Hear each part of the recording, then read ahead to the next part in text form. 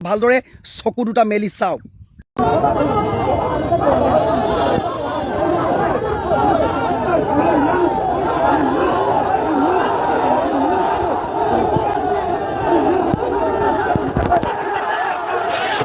সকলোৱে মিলি এটা ডাঙৰকৈ হাত চাপৰি দিয়ক। অসমত অসমীয়াই মাৰ খাইছে, কিমান গৌৰৱৰ কথা। সকলোৱে আজি ভোজ ভাত খাওক। অসমত অসমীয়াই মাৰ খাইছে বিহাৰীৰ হাতৰ পৰা।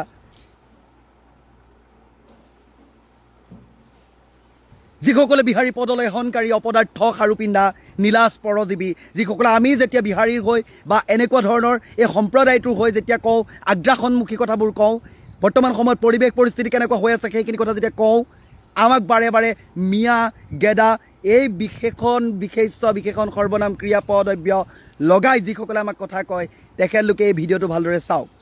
এইজনৰ নাম, ককাইদেউজনৰ নাম হৈছে জিতেন্দ্ৰ হালৈ, যিজনে সমাজৰ যিবোৰ অপকৰ্ম সংঘটিত হৈ থাকে তাৰ ওপৰত অতন্দ্ৰতাৰে, নিৰ্ভীকতাৰে সাংবাদিকে যিটো কাম কৰিব নোৱাৰে সেই কামবোৰ কৰিবলৈ চেষ্টা কৰে। ড্ৰাগছৰ বিৰুদ্ধে, অপকৰ্মবোৰৰ বিৰুদ্ধে তেখেতে মাত মতাৰ বাবে আজি অসমীয়াক ৰাজপথত পেলাই পেলাই মাৰিছে বিহাৰী সম্প্ৰদায়ৰ কেইজনমান ব্যক্তিয়ে। আৰক্ষীয়ে আনি ভৰাই থৈছে জিতেন্দ্ৰ হালৈৰ লগতে যিকেইটা অসমীয়া আছিলে সেই অসমীয়াক ভৰাইছে। ভোজ ভাত খাওক আপোনালোকে ধন্যবাদ জনাওক অসম আৰক্ষীক, ধন্যবাদ জনাওক আপোনালোকে সেইসকল বিহাৰীৰ পদলেহনকাৰীক, যিসকলে বাৰে বাৰে আমি যেতিয়া অসমীয়াৰ স্বাৰ্থত কিবা এটা ক'বলৈ যাওঁ তেতিয়া বাৰে বাৰে আমাক মিয়া গেদা বনায়। সেইসকল আজি পৰজীৱী ক'ত আছে? হাতত খাৰু পিন্ধাসকল আজি ক'ত আছে? তেখেতলোকে ভিডিঅ'টো দৃষ্টিগোচৰ কৰা নাই নেকি? কোনোবা ঘৈণীক কাবালৈ গ'ল, এই বস্তুবোৰ দেখোন তেখেতলোকে ভালদৰে শ্বেয়াৰ কৰিব পাৰে। এই বৰ্তমান সময়ত এই জিতেন্দ্ৰ হালৈত যে ৰাজপথৰ মাজত এই বাহিৰৰ এই পদলেহনকাৰীসকলে ইয়াতে আহি থিতাপি লৈ আমাৰ এই বায়ু পানী মাটিত থাকি আমাৰ এই অসমীয়াক মাৰিব, ৰাজপথত বগৰাই বগৰাই লাজ লগা নাই? নীলাজ, ধিক্কাৰ দিছোঁ এই মানসিকতাক। আপোনালোকে যে জীয়াই আছে অসমীয়া হিচাপে, কেইটামান টকাৰ স্বাৰ্থত, কেইটামান নিজৰ মুনাফা আদায়ৰ স্বাৰ্থত আপোনালোকে বিহাৰীৰ পদলেহনকাৰী চেণ্ডেল চেলেকিবলৈ লাজ নকৰা কিছুমানক ক'ব বিচাৰিছোঁ, আজিৰ এই দশা সেইসকল পৰজীৱী খাৰু পিন্ধাৰ বাবেই হৈছে।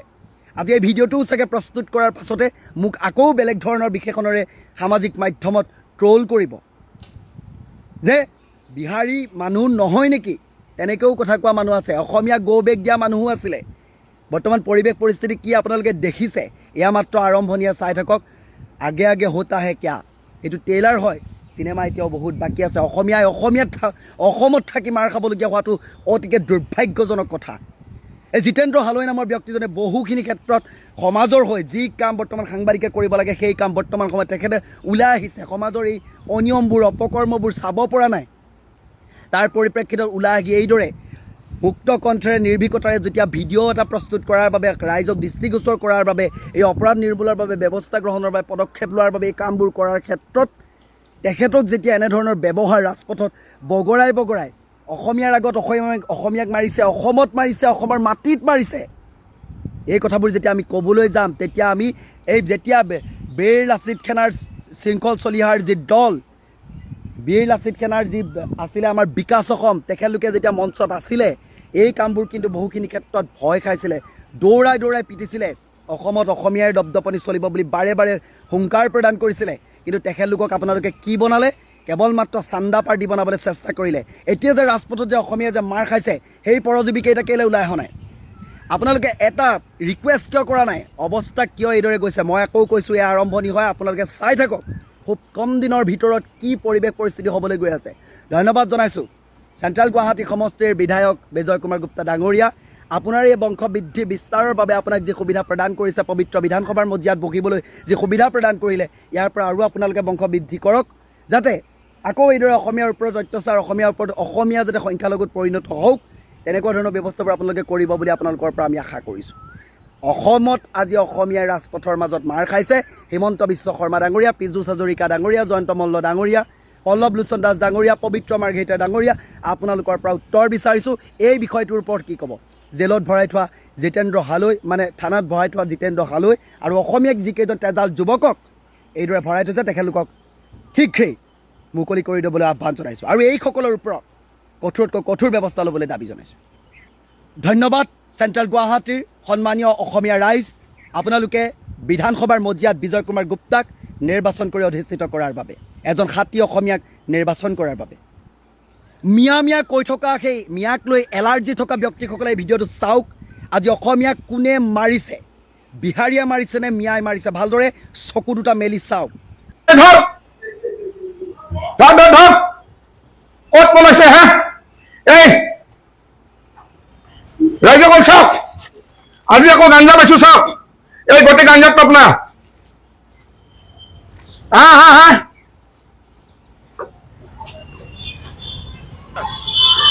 মোৰ আন এটা ভিডিঅ' লৈ মোৰ আন এটা মানে আজি এটা অপাৰেশ্যন আছিল। বহুত দিনৰ পৰা খবৰ পাই আছিলো যে এই বিল্ডিংটোৰ তলত এই দৰ্জাখনৰ ভিতৰত ইয়াতে বৃহৎ পৰিমাণৰ গাঞ্জা বিক্ৰী হয় আৰু এই গোটেই বিল্ডিংটো হৈছে এটা বিহাৰী মানুহৰ। মই এইমাত্ৰ এখেতক সুধিলো, তুমি দেখাই দিয়াচোন, কেমেৰা পাৰ্চন দেখাই দিয়া। মই এইমাত্ৰ এখেতক সুধিলো যে দাদা আপুনি গাঞ্জাৰ বিষয়ে কিবা ক'ব নেকি, ইয়াতে যে বিক্ৰী হয়। এওঁ ভয়তে কৈছে যে দাদা মই একো নকওঁ, বেয়া নাপাব, মানে মই যদি আজি গাঞ্জাৰ বিষয়ে কওঁ তেনেহ'লে মোক মালিকে দোকান খালী কৰি দিব।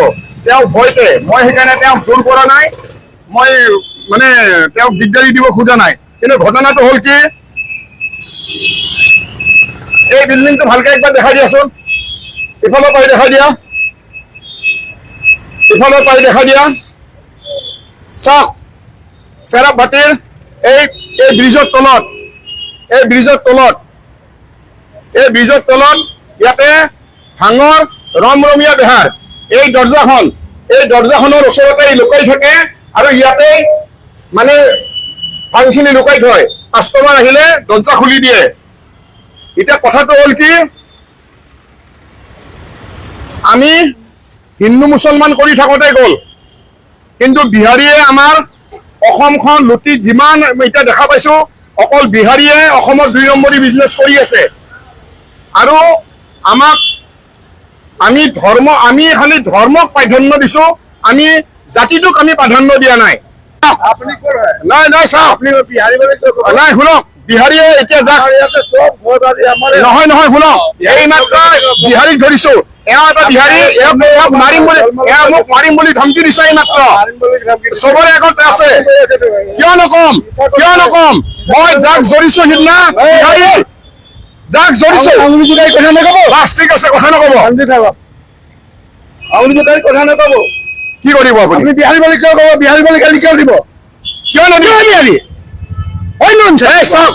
চাওক ননচেন্স কৈছে। চাওক আজি আমাৰ অসমৰ আজি এই অৱস্থা চাওক। কিয় অসমৰ হয়? এই চাওক কিয় হয় চাওক, আমি নহয় নেকি? বিহাৰী কৰি আছে। চাওক মোক কেনেকুৱা অপমান কৰিছে চাওক। আজি আমাৰ অসমত আমাৰ আজি এই অৱস্থা কাৰ কাৰণে আমি জাতিটোক আমি পাহৰি গৈছো। আমি জাতিটোক এটা মত সদা খাব। ডক্টৰ ভূপেন হাজৰিকাই আজিৰ যিখন অসম হৈছে, আজি আগতে কৈ গৈছে, আজি ডক্টৰ ভূপেন হাজৰিকাৰ কথা একদম সেই অসমখন আহি গৈছে। আজি আমাৰ নিজৰ আমাৰ ভুলৰ কাৰণে আজি বিহাৰীৰ দপদপনি অসমত। এইখন অসম হয়, তোমালোকে বিহাৰত যাই কিনে দপদপনি কৰা, অসমত কৰিব নোৱাৰা। মই কৈ দিছো অসমত মোক মাৰি পেলোৱা, মই মৰি যাম, কিন্তু মই অসমত বিহাৰীৰ দপদপনি মই নুশুনো। কোনোবা যদি মোক মাৰা, এটা মাৰা, যিমান বিহাৰী আছে যোনে মাৰা। মই কৈছো ওলাই আহা গোটেই অসমীয়া, আহি তোমালোকে যিমান ফুটপাথৰ ব্যৱসায় আছে ওলাই আহা, চাকৰি নকৰে ওলাই আহা।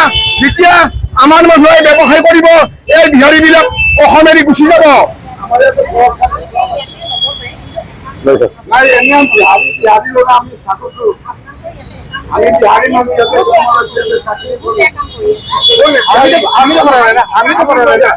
আপনি করে না, যদি আপনার কথা মানে যোনে করছে তার কথা কৈছো। বিহারি গানে কৈছো, আমি তো বিয়া করা না। আপনার গান কিয় লাগছে তেনেহলে? বিহারি কৈছে আপনি না? বিহারি কম, বিহারি কৈছে কাৰণে বিহারি কৈছো। আপনি কত কোনবা বিহারি এনে কব না? আপনি কোনবা বিহারি? ঠিক আছে, মই সব বিহারি কথা কোৱা নাই, মই কৈছে সব বিহাৰি এনে কৈছে। ঠিক আছে, কম যি কৰে কৰক। এইখন আমাৰ অসম হয়, এইখন আমাৰ অসম হয়। আমাৰ ইয়াতে তুমি জন্ম হৈছা, তুমি কাম কৰি খোৱা, কিন্তু আমাৰ অসমত আমাৰ দপদপনি থাকিব লাগিব। আমাৰ দপ্তৰি থাকিব লাগিব কোনে খেলিব দিছে তুমি থাকা তুমি তোমাক কোনে মানে কৰিছে নাই কৰা বিহাৰী কৰিছে কাৰণে কৈছো মই ইমান দিন যিখিনি পাই আছো মদ বিক্ৰী কৰা ড্ৰাগছ বিক্ৰী কৰা গোটেই বিহাৰী পাই আছো ইয়াতে আমি বিহাৰী পাই আছো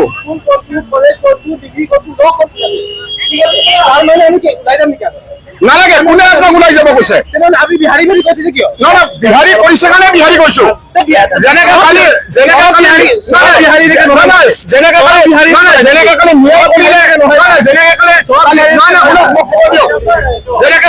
যেনেকে ন্যায় কৰিলে ন্যায় কয় সেইটো বেলেগ কথা সেইটো কেনেকে বেলেগ কথা হ'ব সেইটো কেনেকে বেলেগ কথা হ'ব সব বিহাৰী নহয় নেকি যোনে কৰিছে তাৰ কথা কৈছো যোনে কৈছে তাৰ কথা কৈছো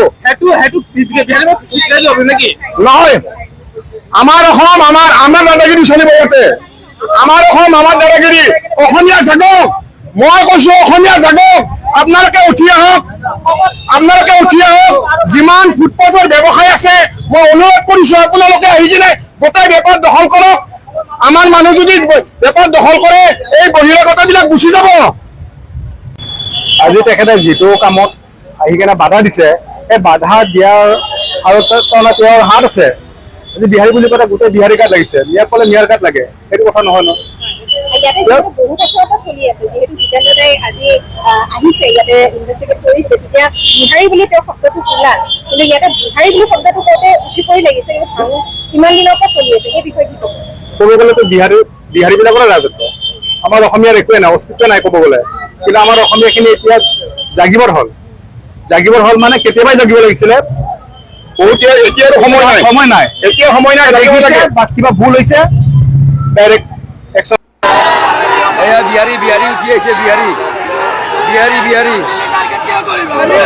সব বিহাৰী আছে অতি সোনকালে অসমীয়া ৰাইজ ওলাই আহিব লাগে অসমীয়া যিমান আছে চব ওলাই আহিব লাগে অতি সোনকালে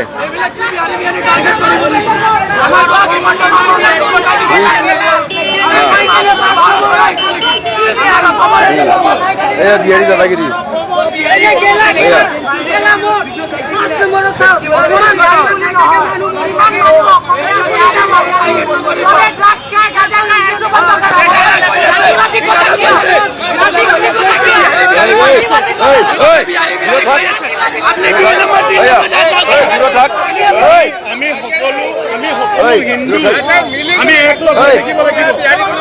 বেয়া কাম কৰিছে কি হয় অসমীয়া হয় ভাং বিক্ৰী কৰাৰ কোন হয়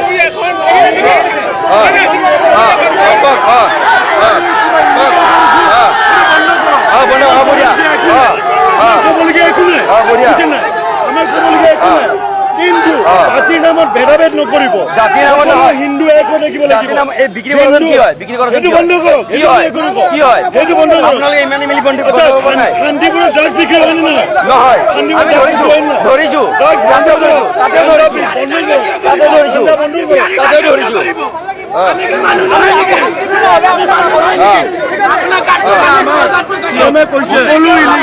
সকলো ইলিগেল কাম বন্ধ কৰক আমাৰ ক'বলগীয়া একো নাই চবে বন্ধ কৰিব লাগিব জাতিৰ নামত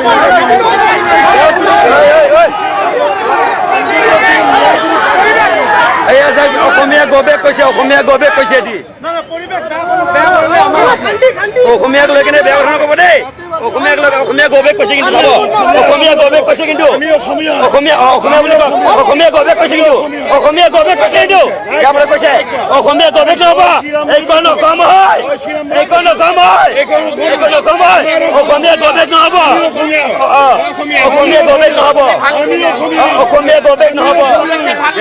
অসমীয়া গৱেষ নহ'ব ইয়াতে কৈছে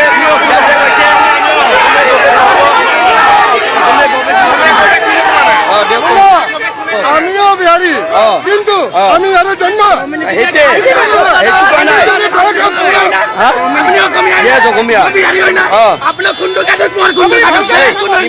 ইমান এগ্ৰেছিভ নহবা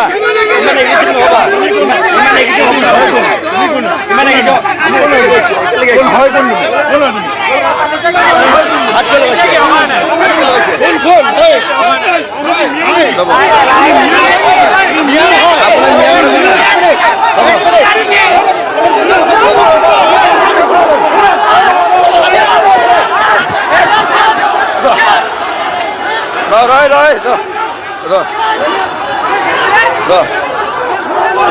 ৰ'ব দেই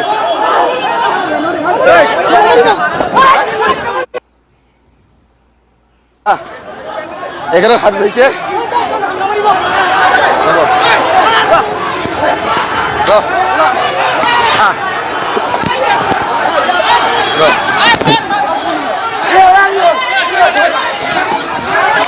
নমস্কাৰ মই হৃদয় আহমেদ আজি এটা খবৰ মোৰ ওচৰলৈ আহে যে দিনৰ 12টা বা 12:30টাত এটা প্ৰটেষ্ট আছে চেৰাবাটিত ইতিমধ্যে যি জিতেন্দ্ৰ হালৈ নামৰ এগৰাকী ব্যক্তিয়ে মোক কৈছিলে যে এটা মৌন প্ৰতিবাদ আছে গতিকে মই যিহেতু সাংবাদিক গতিকে সেই বাতৰিটো সংগ্ৰহ কৰিবলৈ মই গৈছিলোঁ আৰু তাত গৈ পিনে এই যিটো বাতৰি বা তাত মৌন প্ৰতিবাদ আন সংগঠনৰ সদস্যসকল উপস্থিত আছিল আৰু মই জিতেন্দ্ৰ হালৈৰ এটা 1-to-1 এটা বাইট লৈ আছিলোঁ আৰু বাইট লৈ থকা সেই অৱস্থাত যেতিয়া বাইট শেষ হ'ব আৰু তেতিয়া তেখেতে নিজৰ কথাখিনি ৰাখে আৰু মই সাংবাদিক হিচাপে নিজৰ প্ৰশ্নখিনি কৰিছোঁ আৰু সেই মুহূৰ্তত ক'ৰ পৰা এদল উদণ্ড যুৱক আহি আমাক আক্ৰমণ কৰে প্ৰহাৰ কৰে আৰু সেই স্থানত মই ঢলি পৰোঁ পিছৰ পৰ্যায়ত মোক হাস্পাতাললৈ কোনোবাই লৈ যায় মই সেইখিনি গম নাপাওঁ কাৰণ মোৰ মূৰত তেতিয়া ব্লিডিং হৈ আছিলে ব্লাড ওলাই আছিল আৰু সেই মুহূৰ্তত মই একো গম পোৱা নাছিলোঁ আচলতে কোনে মোক প্ৰহাৰ কৰিলে কি কৰিলে আৰু মাৰোৱাৰী হস্পিটেলত মোক ভৰ্তি কৰোৱা হৈছিল আৰু পৰৱৰ্তী সময়ত ট্ৰিটমেণ্ট চলিলে আচলতে মই এইখিনি বিচাৰোঁ এগৰাকী সাংবাদিক হিচাপে এই যিটো ঘটনা বা এই যিটো মৌন প্ৰতিবাদ হৈ আছিলে তাত মই গৈছিলোঁ আৰু নিউজটো মই সংগ্ৰহ কৰিছিলোঁ এইটো মোৰ দায়িত্ব আৰু কৰ্তব্য কাৰণ এগৰাকী সাংবাদিক হিচাপে সমাজৰ যিকোনো এটা বিষয় যেতিয়া সামাজিক মাধ্যমত আহে বা সমাজৰ সৈতে জড়িত হয় আৰু সেই বিশেষ খবৰটো আমি প্ৰকাশ কৰাটো দায়িত্ব বা সংগ্ৰহ কৰাটো দায়িত্ব মই সেই ভাবিয়েই মোলৈ যিহেতু খবৰটো আহিছিল গতিকে মই তাত গৈছিলোঁ আৰু এদল যুৱক আহি মোক আক্ৰমণ কৰিছিল এতিয়া এই যে আক্ৰমণ কৰিলে কোনে আক্ৰমণ কৰিলে ইতিমধ্যে যি ভিডিঅ' আছে সেই ভিডিঅ' ফুটেজত আপোনালোকে সকলো দেখা পাব আচলতে কি হৈছে কি নাই হোৱা গতিকে সেইখিনি মই ক'বলৈ নাযাওঁ গতিকে ইতিমধ্যে সামাজিক মাধ্যমত ভাইৰেল হৈছে ভিডিঅ' ফুটেজটো আৰু মই আৰক্ষী বা প্ৰশাসনৰ ওচৰত এইটোৱে বিচাৰোঁ যাতে সাংবাদিকে স্বাধীনভাৱে যাতে সমাজত কাম কৰিব পাৰে আৰু এনেকুৱা ঘটনা যাতে দুবাৰ নহয় আৰু দ্বিতীয়বাৰ নহয় সেইটোৱে আশা কৰিম যে গুৱাহাটীত যিহেতু থাকোঁ বা সংবাদ সংগ্ৰহ কৰিব লগা হয় গতিকে আশা কৰিছোঁ প্ৰশাসনৰ ওচৰত প্ৰশাসনক অনুৰোধ জনাইছোঁ যাতে এনেকুৱা ঘটনা আৰু দ্বিতীয়বাৰ এইখন গুৱাহাটী বা অসমত নহওক সাংবাদিকৰ সৈতে এইখিনিয়ে মই প্ৰশাসনৰ ওচৰত ইতিমধ্যে আশা কৰিছোঁ বা অনুৰোধ জনাইছোঁ প্ৰশাসনৰ ওচৰত